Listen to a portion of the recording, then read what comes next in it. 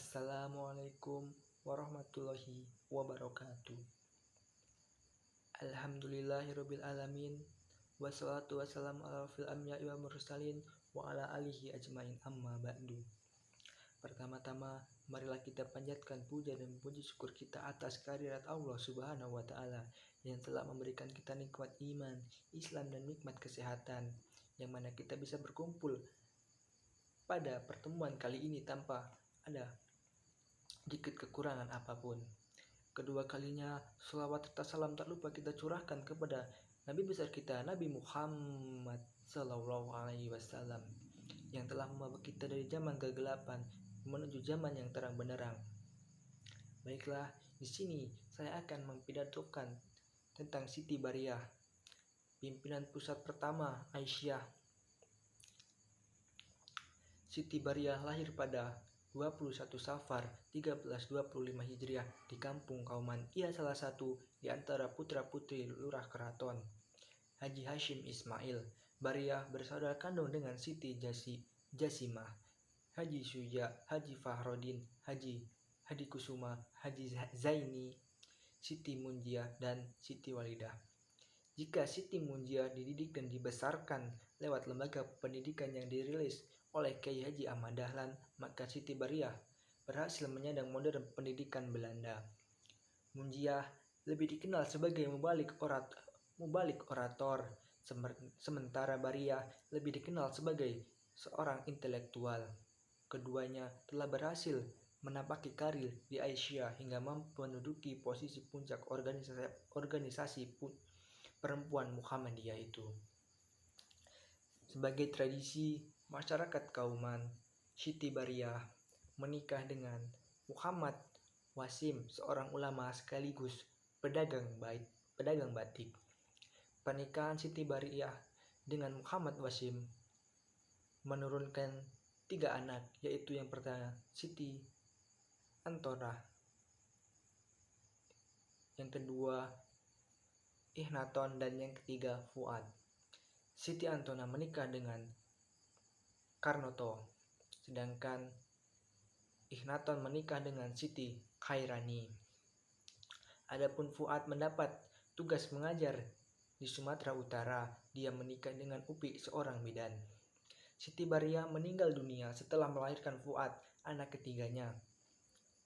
Setelah Siti Bariyah meninggal dunia, anak-anaknya yang masih kecil diasuh oleh Siti Munjiah, kakak kandungnya, hingga dewasa.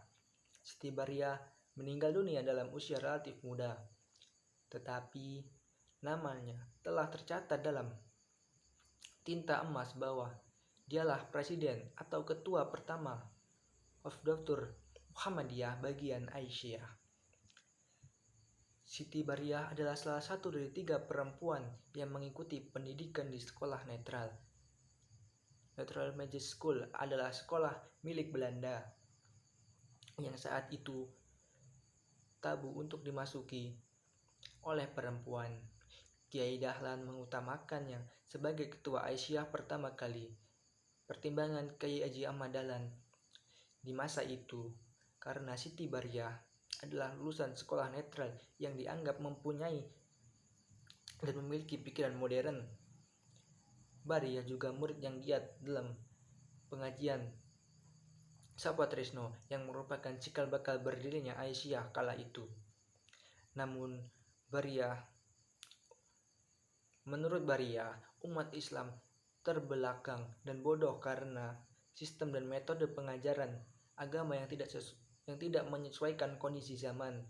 Akibatnya umat Islam sering menjadi hinaan dan ejaan bangsa lain, terutama bangsa pedagang. Dalam pandangan Bariyah adalah sistem sekolah bukan model pondok pesantren. Karena pondok pesantren, orang hanya belajar agama, menguasai ilmu pengetahuan umum yang berguna bagi kehidupan masyarakat. Sebaliknya, di sekolah orang hanya belajar ilmu pengetahuan umum tanpa menguasai ilmu agama yang berguna bagi kehidupan akhirat. Atas dasar inilah Bariyah menuliskan Muhammadiyah mengajarkan agama dengan memakai cara sekolah. Kala itu mengambil hikmah bahwa Persyarikatan Muhammadiyah beserta organisasi-organisasi pendukungnya dibangun dengan dikelola berdasarkan kualitas profesionalisme. Siti Bariyah dikenal sebagai sosok intelektual yang lebih menonjol dibandingkan kawan-kawan seangkatannya. Ia lulusan sekolah barat dengan kemampuan bahasa Belanda yang lumayan. Wawasan intelektualnya cukup dominan. Demikian pidato penyusunan singkat ini saya buat. Semoga kita semua semakin bersyukur atas segala nikmat yang telah Allah berikan kepada kita. Dan semoga kita termasuk orang-orang yang digolongkan ke dalam golongan hamba yang paling bersyukur dan menjadi manusia yang muttaqin di sisi Allah Subhanahu wa taala. Cukup sekian yang dapat saya sampaikan, kurang lebihnya saya mohon maaf. Wabillahi wal taufiq hidayah. Wassalamualaikum warahmatullahi wabarakatuh.